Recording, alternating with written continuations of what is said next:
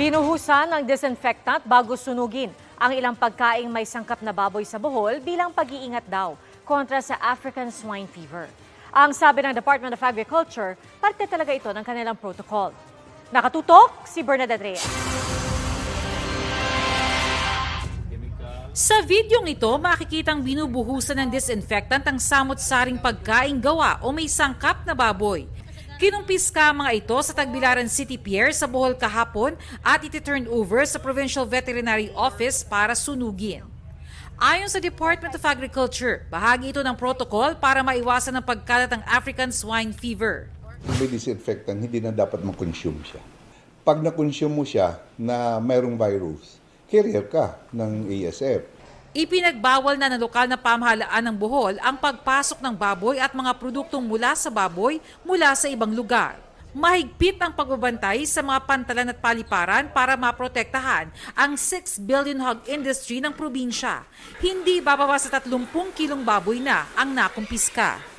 Pero ang feeds gi-consider namo na makasod adto ta mokuha sa mga pink area pasabot katong recovery stage na sa ESF. Bilang hudyat na pagsisimula ng Saulog Festival kung saan tampok ang baboy, naging mahigpit ang Tagbilaran City sa kanilang border. Sa pamilyang bayan naman ng Carcar City sa Cebu na sikat para sa kanilang lechon, pinagsaluhan ng mga opisyal ng gobyerno ang iba't ibang putahing baboy. Pagpapakita raw ito na kontrolado naman ang sitwasyon kaugnay ng ASF sa lungsod. Naapektuhan na raw kasi ang kabuhayan ng mga hog raiser at mga naglilitsyon roon. Tulo ra ka barangay ang identified, but ang tulupod ka barangay, usara pod ka sityo ang affected. Ayon sa Department of Agriculture, malaki ang papel na maaaring gampanan ng publiko para maiwasan ang pagkalat ng sakit ng ASF. Kaya naman para madagdagan ng kaalaman ng publiko, ang Department of Agriculture namamahagi ng mga pulyeto kagaya nito.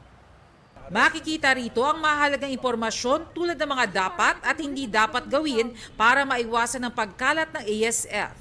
Iwasan na natin ang pagbitbit, even by products ng atin pong, whether it's cook or not. Huwag na nating dalhin doon from island to island kasi mahirap pag nag-spread. Para sa GMA Integrated News, Bernadette Reyes, nakatutok 24 oras.